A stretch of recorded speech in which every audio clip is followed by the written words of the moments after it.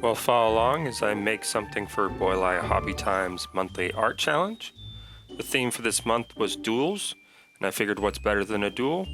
A double duel. Who does double duels? Cowboys. What makes cowboys cooler? When they're animal cowboys. I whipped up these 3 characters on Hero Forge, printed them out, and started with the terrain. Wanted to make some uneven terrain, so perfect time to use some scrap XPS foam. I pulled out some straight pieces for the edges to make my life easier with trimming. I only have a box cutter, so precision is hard. But this box cutter was perfect for making all the jagged edges for the dry, cracked desert terrain I was planning. I started to glue on all those edge pieces with foam-safe super glue and then used the box cutter to create tiny little micro valleys between each piece. I repeated this process and I just wedged random scraps in a game of foam Tetris to fill it all up. The plan was to make all of the texture of the terrain with the foam itself instead of using some terrain paste, but we'll see if that works out. The trusty workhorse box cutter blended in those separate pieces, made the terrain uneven and random. I don't have a fancy butane torch, so my plan is just to take a candle lighter to attempt to blend it all together. But before I go outside with the ventilator to do that, I collected up all those small little pieces and added them to my bag of small foam pieces, convincing myself one day I'll find a way to use them. Turns out a candle lighter doesn't have that much finesse. I kind of overmelted it, losing all those distinct cracks and valleys, but I'll try and add that back later. I then glued on some random rock pieces I had in a D&D terrain box, and then decided this needed a fence, so I drew out where that would be. I figured to build this fence I'd use the one material I have a nearly endless supply of, and the one that cost me the most money: sheets of empty sprue. I forgot to film putting in the fence post, but I drilled some equally spaced holes and glued in cylindrical pieces of sprue.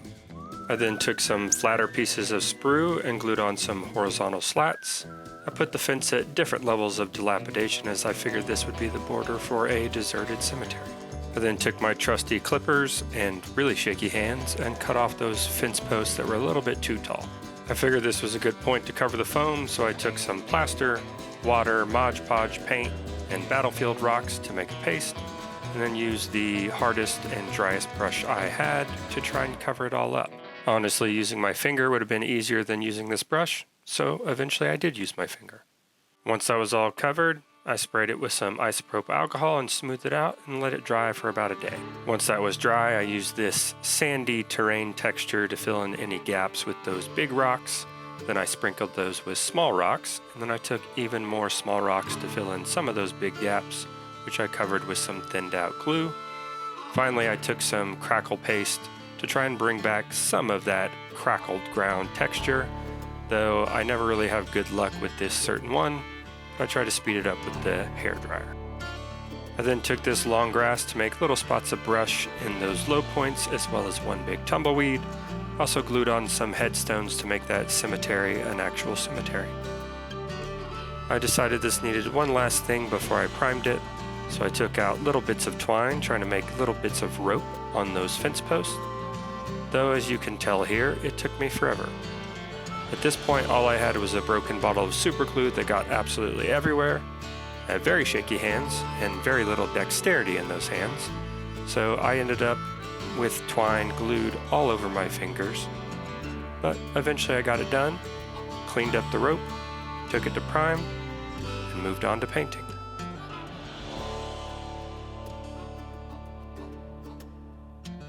I started with the airbrush to cover the terrain.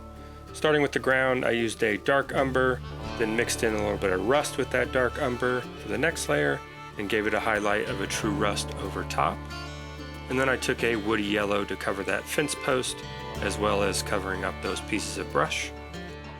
And then I decided to test the filling capacity of this mason jar because I was too lazy to get up. Then before I put the airbrush away, I covered up those big rocks with a reddish brown contrast, which I also used to blend in the ground and move to the painting desk.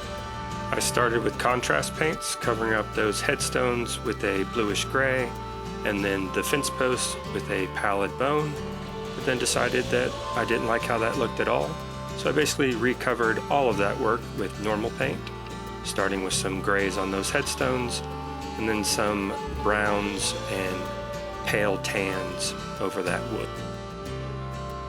I then finished up the terrain painting with some oranges and flesh tones to highlight those big rocks, which I also used those colors to dry brush most of the ground.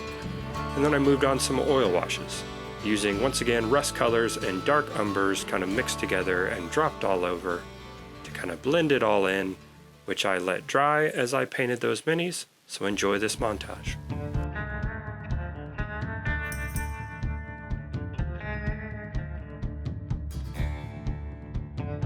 I chose to make these animal cowboys a frog with a sombrero, a rabbit bandit, and a sheriff bat.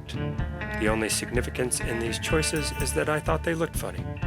I imagined that this rabbit and frog were in on a heist together, though the frog decided he wanted to take all the loot for himself, just as they started to duel a lonesome drifter-type sheriff showdown, putting that poor rabbit bandit right in the middle. And apparently, according to Google, a three-way duel is called a truel, but I think that sounds stupid, so I'm sticking with double duel. Once I was finished, I glued those minis on the terrain.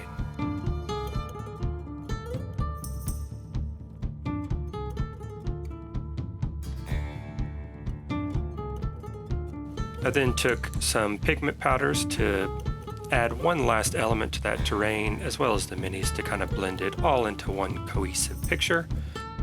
I figured these desert duels always have really dramatic shadows, so I traced out where those shadows would be, filled them in with a dark brown wash, and then I cleaned that up, as well as hitting the non-light side with a dark contrast through the airbrush, and then I took the glamour shots.